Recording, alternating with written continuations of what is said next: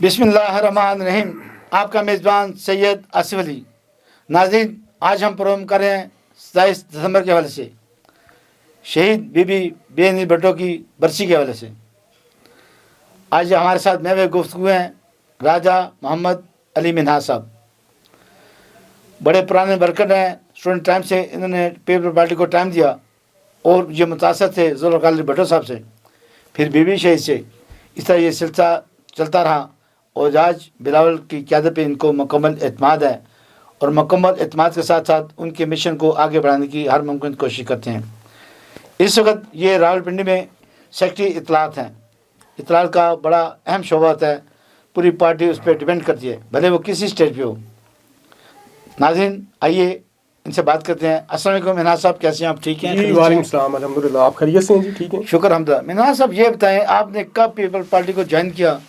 چونکہ آپ تو طالب علم کے زمانے سے اس میں شامل ہوئے، ذرا ہمارے ناظرین کو بتائیے گا. شاہ جی یہ 1996 کی بات ہے جی، جب باقاعدہ طور پہ جب ہم اسٹوڈنٹ تھے اور اس وقت اسٹوڈنٹس تحریک بھی اپنے عروج پر تھیں. طلباء کہاں پڑھتے تھے آپ؟ راولپنڈی جی، عسکر مال گورنمنٹ پوسٹ گریجویٹ کالج عسکر مال. جی بڑا مشہور کالج ہے، بڑا تاریخی کالج ہے. تو اس سے پہلے چونکہ گھر میں جب ہوش ہم نے سنبھالی تو ہم نے بھی جو ہے وہ سیاسی جدوجہد دیکھی. والد صاحب پاکستان پیپلز پارٹی کے ساتھ منسلک تھے اور تنظیمی عہدوں پر تھے، اور اس کے بعد جب ہم کالج میں گئے لیکن ایسے ہی پیپلز پارٹی کو جوائن نہیں کر لیا کہ والد صاحب پیپلز پارٹی میں تو اس کو جوائن کر لیا جائے.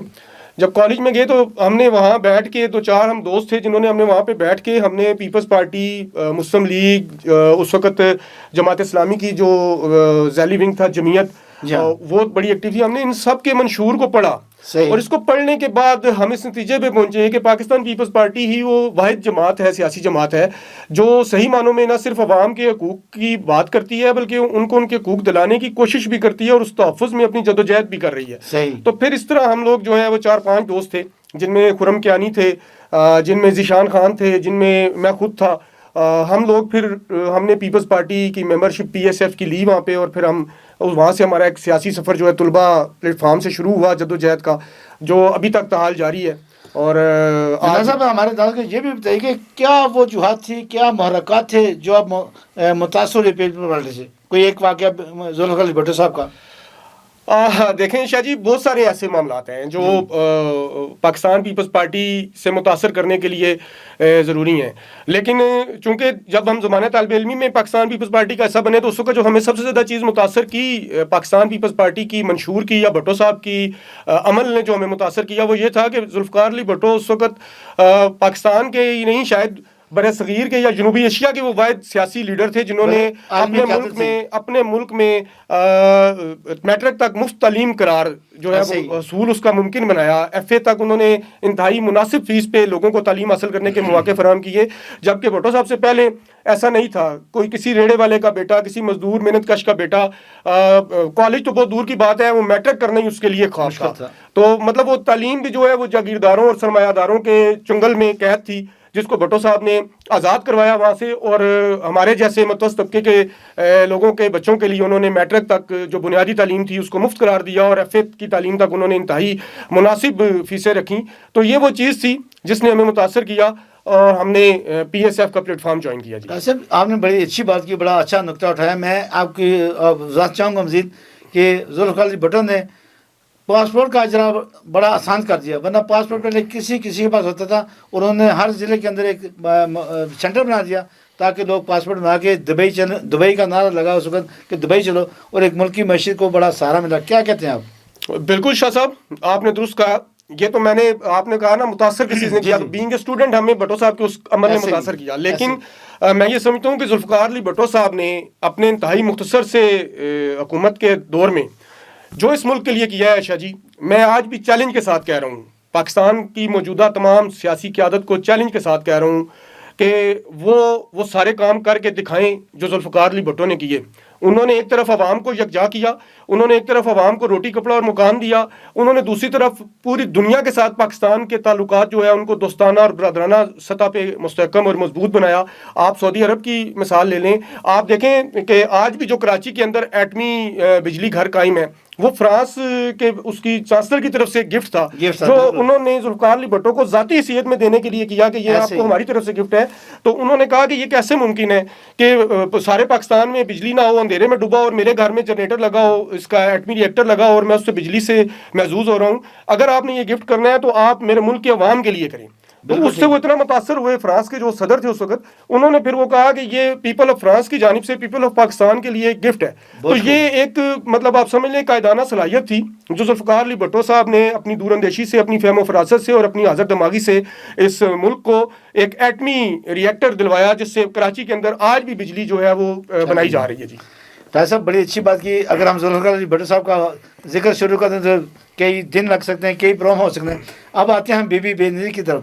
بی بی شہید جب آئیں تو اس وقت آپ یقیناً جوان تھے اور اچھے ورکر تھے اور آپ پیپل پارٹی کے اندر شامل ہو چکے ہوں گے. ذرا وہ بھی بتائیے کیسے شامل ہوئے پاکستان پیپل پارٹی کے اندر. بی بی شہید جی یہ 99 کی بات ہے، 1999 کی بات ہے جب بی بی شہید نے اس وقت اس ملک میں نواز شریف صاحب کی حکومت تھی اور چونکہ ابھی تو بی بی نے پھر مساک جمہوریت کیا تو اس کے اوپر میں زیادہ بات نہیں کروں گا، لیکن اس وقت 99 کی گورنمنٹ میں نواز شریف صاحب کی طرف سے جو پیپلز پارٹی کے لوگوں کے خلاف انتقامی کاروائیاں جاری تھیں، جو من گھڑت کیسز بنائے جا رہے تھے، بے بنیاد الزامات لگائے جا رہے تھے اور ہر کسی کو پکڑ کے جیلوں میں ڈالا جا رہا تھا، ڈرایا دھمکایا جا رہا تھا کہ کوئی بندہ عوام کے حقوق کی بات نہ کرے. اور بی بی شہید جو ہیں وہ دبئی میں تھیں، جلا وطن تھیں، لیکن اس کے باوجود انہوں نے وہاں سے بیٹھ کے ایک گو نواز تحریک کا آغاز کیا.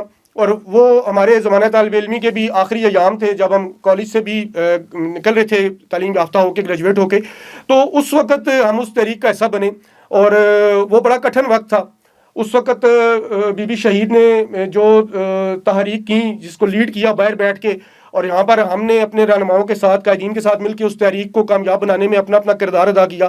تو ہمیں یاد ہے کہ لیاقت باغ میں ایک جلسہ تھا پنڈی میں، تو اس وقت وہاں بڑا بھرپور تیاریاں ہو رہی تھیں. تو کسی پارٹی کے ہمارے رہنما کو، مجھے ان کا اس وقت نام ذہن میں نہیں آ رہا، ان کو کال آئی بی بی کی، رینڈملی کال آئی.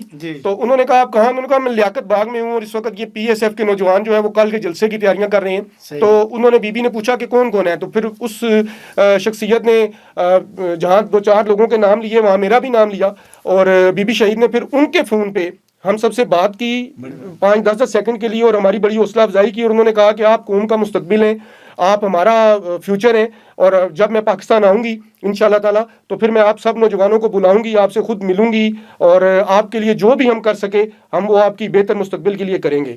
تو یہ تھی ہماری جو لیڈرشپ جس سے ہم متاثر تھے کہ وہ ذوالفقار علی بھٹو کی بیٹی ہونے کے باوجود، اس ملک کی وزیر اعظم رہنے کے باوجود، وہ ہمیں ایسے ٹریٹ کر رہی تھیں جیسے وہ اس وقت اپنے بلاول کو ٹریٹ کر رہی ہیں. ہمیں بیٹوں کی طرح انہوں نے ٹریٹ کیا. تو یہ چیزیں ہمیں پیپلز پارٹی سے ہمیشہ سے جڑنے کے لیے جو ہے وہ ایک ایسا موقع فراہم کرتی ہیں کہ ہم چاہ کر بھی پیپلز پارٹی سے اپنے آپ کو الگ نہیں کر سکتے. طاہر صاحب یہ بھی بتائیں کہ پاکستان پیپل پارٹی کی محترمہ بے نظیر بھٹو صاحبہ اسلامی دنیا کی پہلی نوجوان وزیر اعظم تھی. آپ کیا کہیں گے اس حوالے سے؟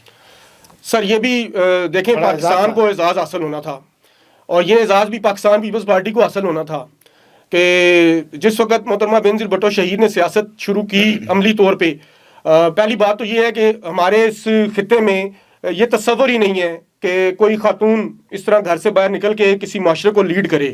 اور آپ جانتے ہیں کہ اس وقت بھی جو بی بی کے خلاف باقاعدہ فتوے جاری کروائے گئے کہ عورت کی حکومت حرام ہے اور عورت کی سربراہی حرام ہے اور عورت کسی صورت کسی بھی کیمپین کو یا اس کو لیڈ نہیں کر سکتی. لیکن بی بی نے ان تمام چیزوں کی پرواہ نہیں کی کیونکہ بی بی یہ سمجھتی تھیں کہ اگر وہ بھی آج گھر میں بیٹھ گئیں تو شاید یہ پاکستان ہمیشہ کے لیے امریت کی سیاہ رات اس پہ مسلط کر دی جائے گی. اور جو اس ملک کے محنت کش طبقات ہیں، جو مزدور ہیں، جو محکوم ہیں، جو نچلی سطح کے لوگ ہیں، جو ریڑا بان ہیں، ان کی زندگی بڑی اجیرن ہو جائے گی. تو بی بی نے یہ تہیہ کر لیا تھا کہ بی بی ان کفتوں کے ساتھ ٹکرائیں گی جنہوں نے میرے آپ کے اور اس ملک کے محنت کشوں مزدوروں کے حقوق کو دبانے کی کوشش کی، ان پہ قبضہ کرنے کی کوشش کی، اس ملک کے وسائل پہ قابض ہونے کی کوشش کی. بی بی نے ان کو بتایا کہ اس ملک پہ جتنا حق کسی بھی سرمایہ دار کا ہے یا کسی بھی بڑے بزنس مین کا ہے، اتنا ہی حق اس بزنس مین کی فیکٹری میں کام کرنے والے اس مل مزدور کا بھی ہے جو اس ملک کو چلانے میں کلیدی کردار ادا کرتا ہے. تو بی بی شہید نے بہت ساری مشکلات دیکھیں، بہت سارے بڑی اچھی بات کریں کہ بڑی مشکلات دیکھیں. تھا تھوڑا سا اگر آپ کے ذہن میں ہے ضیاء الحق دور میں جو بربدی، جو تشدد، جو مختلف بہانوں سے ان کو قید و بند میں صحبتیں کی، اس کا ذکر کر دیں تو یہ پروگرام ہمارا مکمل نہیں ہوتا جب تک آپ اس طرح کا ذکر نہ کریں کہ ذوالفقار علی بھٹو کی بیٹی کو ضیاء الحق نے کیسے شاہ جی اس سے بڑی ستم ظریفی کیا ہوگی، اس سے بڑی ڈکٹیٹرشپ اور کیا ہوگی، یا میں اس کو کیا کہہ سکتا ہوں کہ مطلب ایک بیٹی کو اس کے باپ سے ملنے سے روک دیا گیا. صحیح. اس بیٹی کو اس باپ سے ملنے کے لیے روکا گیا جو اپنی بیٹی کو دیکھ کے جیتے تھے. ایسے ہی. اور مجھے ایک واقعہ یاد آ گیا جو میں نے پڑھا تھا کہ جس وقت بی بی شہید شاید پاکستان کی وہ پہلی خاتون تھیں جنہوں نے آکسفورڈ یونیورسٹی میں تعلیم حاصل کی. صحیح. جہاں تک مجھے یاد پڑتا ہے. اور جب بی بی اور اس دور میں آکسفورڈ میں بھٹو صاحب نے ان کو پڑھنے کے لیے بھیجا. وہاں کی یونین کی. جی بالکل. اس دور میں انہوں نے پڑھنے کے لیے آکسفورڈ بھیجا بھٹو صاحب نے. جب ہمارے اس معاشرے میں لڑکیوں کی تعلیم پر توجہ نہیں دی جاتی تھی، اس کو اتنا ضروری سمجھا ہی نہیں جاتا تھا. صحیح. تو بھٹو صاحب جب انہیں انگلینڈ بھیج رہے تھے تو وہ انہیں گڑی خدا بخش کے اپنے آبائی قبرستان میں لے کے گئے جہاں آج بی بی بھی ان کے ساتھ آرام فرما رہی ہیں. تو انہوں نے کہا کہ بے نظیر یہ ہمارے آباء و اجداد کی قبریں ہیں، تم ایک بات یاد رکھنا کہ تم دنیا میں کہیں بھی چلی جاؤ، تم دنیا میں کسی بھی مرتبے پہ پہنچ جاؤ، لیکن تمہیں واپس یہیں پر آنا ہے، تمہیں یہیں پر دفن ہونا ہے، کیونکہ ہم اس مٹی سے بنے اور اس مٹی کا ہم پر قرض ہے. تمہیں جہاں جب جیسے موقع ملے تم نے اس مٹی کے قرض کو چکانے کی کوشش کرنی ہے. تو یہ ایک بڑی بات تھی اور بی بی نے اس بات کو یاد رکھا. پھر اس کے بعد آپ دیکھیں کہ جس وقت جنرل ضیاء نے ذوالفقار علی بھٹو صاحب کو گرفتار کیا اور ایک بھونڈے سے کیس میں، من گڑت کیس میں، جس کو ابھی سپریم کورٹ نے 40 سال بعد جا کے یہ تسلیم کیا کہ ذوالفقار علی بھٹو کا ایک پلاننگ کے تحت عدالتی قتل کیا گیا تھا. یہ بھی ذوالفقار علی بھٹو کی حق اور صداقت کی اور ان کے نظریات کی فتح ہے، جس کو جناب بی بی شہید نے جس کے لیے جدوجہد کی اور اس کو پایا تکمیل تک جناب صدر مملکت آصف علی زرداری صاحب نے پہنچایا. وہ بھی اس سے پیچھے نہیں ہٹے آخری دم تک. اور آج عدالتوں کو یہ کہنے پہ مجبور کیا، عدالتوں کو یہ ٹرائل سننے کے بعد وہ یہ فیصلہ دینے پہ مجبور ہوئے کہ اس وقت ایک ڈکٹیٹر نے اپنی انا کی تسکین پہنچانے کے لیے اور اپنی ضد کو بڑھاوا دینے کے لیے ذوالفقار علی بھٹو جیسے ایک مدبر اور عالمی شہرت یافتہ انسان کو عدالتی قتل کے ذریعے راستے سے ہٹایا. اور یہ میں سمجھتا ہوں کہ یہ صرف ذوالفقار علی بھٹو کو قتل نہیں کیا گیا تھا، بلکہ یہ اس وقت کے ڈکٹیٹر نے عالمی سامراجی قوتوں کا اعلی کار بنتے ہوئے، استعماری قوتوں کا اعلی کار بنتے ہوئے پاکستان کے ساتھ اور پاکستان کی عوام کے ساتھ بہت بڑا گھناؤنا جرم کیا تھا. راج صاحب آپ نے بڑی اچھی گفتگو کی، لیکن میں یہ بھی کرنا چاہوں گا جہاں پہ ہم نے بی بی پہ ظلم ہونے کی داستانوں کو بیان کیا، وہاں پہ ہم یہ بھی کہیں گے کہ پاکستان پیپل پارٹی نے جہاں معاشی انقلاب برپا کیے، وہیں انہوں نے پاکستان کو فوجی طور پہ، عسکری طور پہ بڑا مضبوط کیا. ذوالفقار علی بھٹو نے ایٹامک پلانٹ جو وہ لے کے آئے اور بی بی شہید نے میزائل پروگرام شروع کیا. آپ کیا کہیں گے 10 مئی کی جو جنگ ہم نے جیتی اس میں پاکستان پیپل پارٹی کا کیا کردار تھا؟ پہلے ایٹم بم، دوسرا میزائل ٹیکنالوجی. دیکھیں جی، کوئی بھی جو ملک ہے یا کوئی بھی ریاست ہے اس کی مضبوطی کے لیے اس کا مضبوط دفاعی نظام ہونا بڑا ضروری ہے. اور میں نے آج شروع میں جیسے آپ کو کہا ہے کہ جو کام ذوالفقار علی بھٹو صاحب نے کیے ہیں، آج چیلنج کے ساتھ کہہ رہا ہوں، بڑے بڑے نام نہاد لیڈر جو ہیں وہ اس ملک میں حکمرانی کر کے گئے ہیں، ان کے مقابلے میں کوئی ایک رتی برابر بھی کوئی کام نہیں کر سکا. پاکستان کی افواج کو مستحکم اور مضبوط بنایا ذوالفقار علی بھٹو نے بنایا. پاکستان کو ایٹم بم کا تحفہ دیا ذوالفقار علی بھٹو. یہ ان کی سوچ تھی، ان کا ویژن تھا. اس کا اظہار برملا مرحوم ڈاکٹر قدیر صاحب بھی اپنے بہت سارے انٹرویوز میں کر چکے کہ اگر ذوالفقار علی بھٹو مجھے وہاں سے بیرونی ممالک سے یہاں لے کر نہ آتے اور جس طریقے سے وہ لے کر آئے اس کی بھی انہوں نے ایک پوری تفصیل بیان کی ڈاکٹر قدیر صاحب نے. اور پھر کوٹا کے اندر جس طریقے سے یہ پلان شروع ہوا اور پوری دنیا کی نظریں تھیں اور بڑی چاق و چوبند اور مستعدی کے ساتھ، ہنگامی بنیادوں پہ، جی بالکل، اور بڑی رازداری کے ساتھ ایک انتہائی اہم کام کو پایا تکمیل تک پہنچایا گیا. یہ کوئی آسان کام نہیں تھا. اسی لیے تو بھٹو صاحب نے کہا تھا جب انڈیا نے ایٹمی دھماکے کیے تھے 1974 میں، تو بھٹو صاحب نے یہ کہا تھا کہ اب ہمیں چاہے گھاس کھانا پڑے چاہے سوکھے پتے کھانا پڑے، لیکن اب ہم ایٹم بم بنائیں گے، کیونکہ ایٹم بم کا جواب صرف اور صرف ایٹم بم ہی ہو سکتا ہے، اس کے علاوہ اور کوئی نہیں ہو سکتا. اور اس کے بعد دیکھیں ایٹم بم بن گیا، پھر ہم کو یہ مسئلہ درپیش ہوا کہ اب ایٹم کو لے جانے کے لیے ہمیں میزائل چاہیے. تو میزائل کہاں سے آئیں گے؟ تو اس بھٹو صاحب کے بعد بھی بہت ساری حکومتیں آئیں نا، بی بی صاحبہ کی حکومت سے پہلے، 88 کی حکومت سے پہلے، لیکن کسی نے میزائل ٹیکنالوجی کے اصول کے لیے کام نہیں کیا. پھر جب بی بی صاحبہ گورنمنٹ میں آئیں تو جب انہیں یہ army chief general Aslam Baig صاحب کو کوٹ کر رہا ہوں، یہ ان کا کہنا ہے، انہوں نے کہا کہ ہمیں میزائل ٹیکنالوجی چاہیے بی بی، ہم اس کے علاوہ نہیں کام کر سکتے، ایٹم کو ہم کہیں بھی لے کے نہیں جا سکتے. تو اس وقت یہ بی بی کی دور اندیشی یا ان کی قائدانہ صلاحیت تھی کہ انہوں نے شمالی کوریا سے اس ایٹمی ٹیکنالوجی کو پاکستان لائی ہو اور انہوں نے ان کے حوالے کیا تاکہ جو ہے پاکستان کا دفاع ناقابل تسخیر ہو سکے, مزید مستحکم اور مضبوط ہو سکے. اور آج جو ہم 10 مئی کی جنگ جیتے ہیں, افواج پاکستان نے جیتی ہے, جہاں پہ کریڈٹ افواج پاکستان کو جاتا ہے, ان کی لیڈرشپ کو جاتا ہے, افواج پاکستان کی قیادت کو جاتا ہے, ان کے جنرلز کو, جنرل عاصم منیر صاحب کو جاتا ہے. میں سمجھتا ہوں اسی طرح یہ کریڈٹ پاکستان پیپلز پارٹی کو بھی جاتا ہے, ذوالفقار علی بھٹو کو بھی جاتا ہے, محترمہ بے نظیر بھٹو کو بھی جاتا ہے, اور جناب آصف علی زرداری صاحب کو بھی اس کا پورا کریڈٹ جاتا ہے.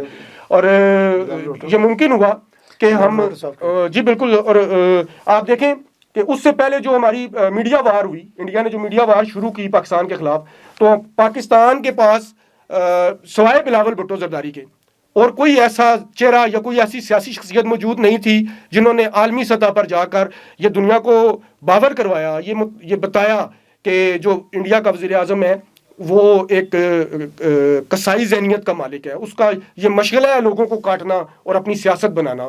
وہ چاہے انڈیا کے اندر گجرات میں اس نے مسلمانوں کا قتل عام کر کے کیا, وہ چاہے اس نے کشمیر کے اندر ابھی تک وہ جو قتل عام کر رہا ہے, وہ چیئرمین بلاول بھٹو زرداری نے اس کو ہائی لائٹ کیا پوری دنیا میں. اور یہ بھی پاکستان پیپلز پارٹی کا اعزاز ہے الحمدللہ کہ ہمیشہ سے جب بھی ملک کو کوئی بھی کسی بھی مرحلے پہ مشکل حالات درپیش ہوئے تو ہمیشہ پاکستان پیپلز پارٹی کی لیڈرشپ نے آگے بڑھ کر اپنا کلیدی کردار ادا کیا اور اس ملک کو بحرانوں سے نکالنے کے لیے اپنی ہر ممکن کوشش کی ہے. جی ناصر صاحب یہ بھی بتائیے کہ لوگ یہ کہتے ہیں کہ اب وہ پاکستان پیپلز پارٹی کا تو امتیاز نہیں رہا کہ لوگوں کو گلیوں سے نکالنا, لوگوں کو گھروں سے نکالنا, جیسے کبھی نعرہ لگایا جاتا ہے ہر گھر سے بٹو نکلے گا.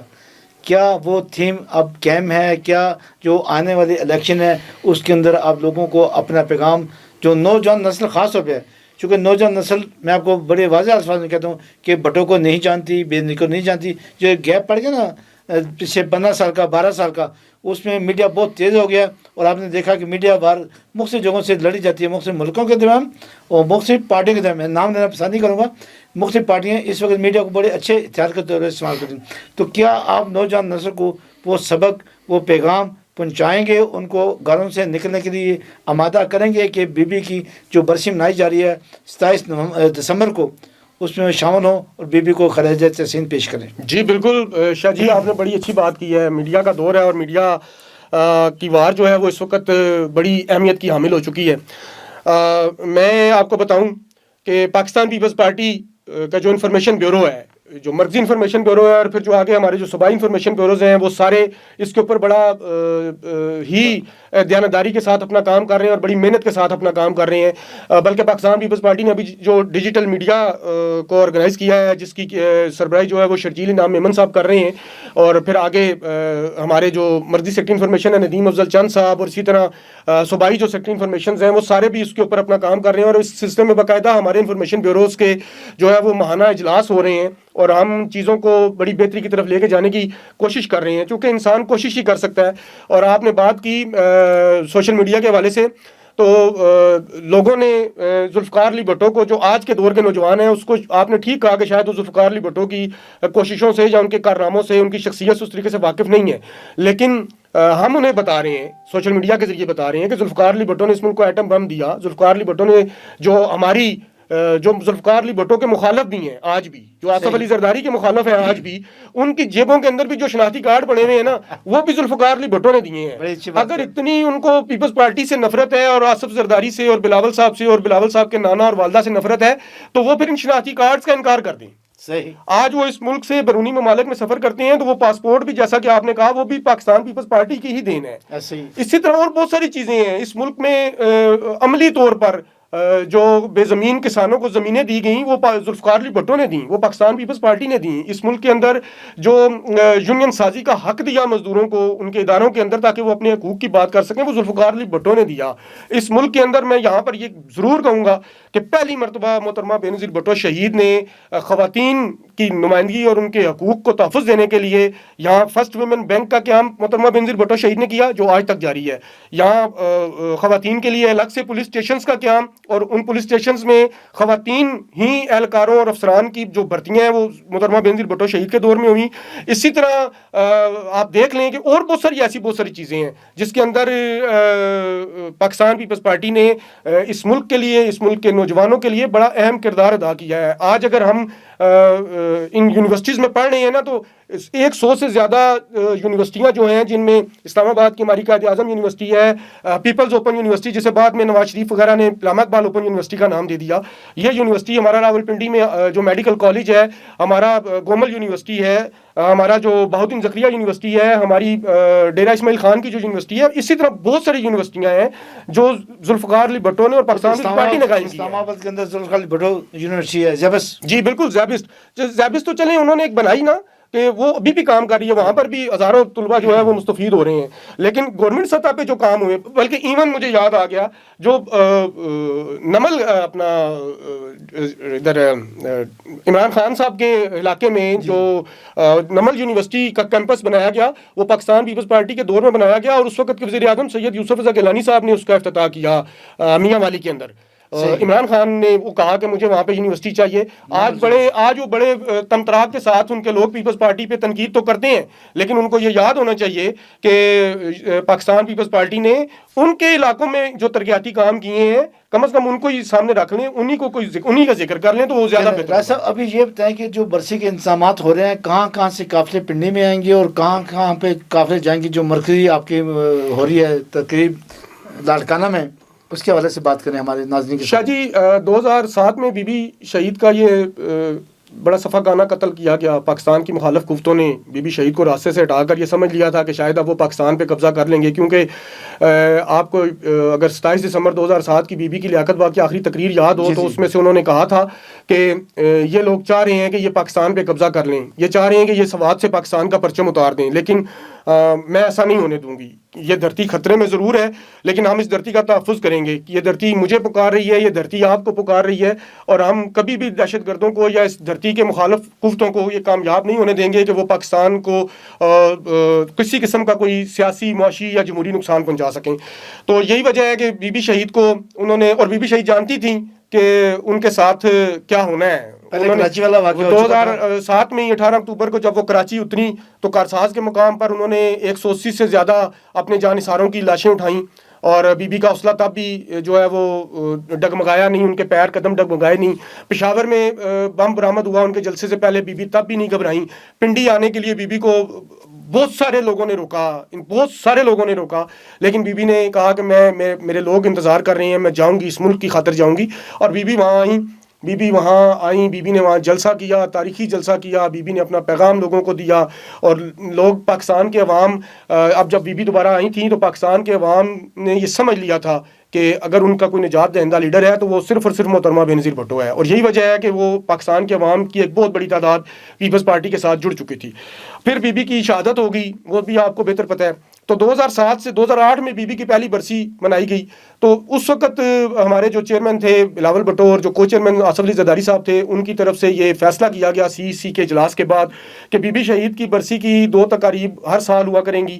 مرضی تقریب ہوگی گڑھی خدا بخش لاڑکانہ میں, جہاں پر وہ آرام فرما رہی ہیں اپنی آخری آرام گاہ میں, اور جو دوسری تقریب ہے وہ راولپنڈی میں ان کی جگہ شہادت جو ہے, جائے شہادت ہے لیاقت باغ, وہاں پر ہوا کرے گی.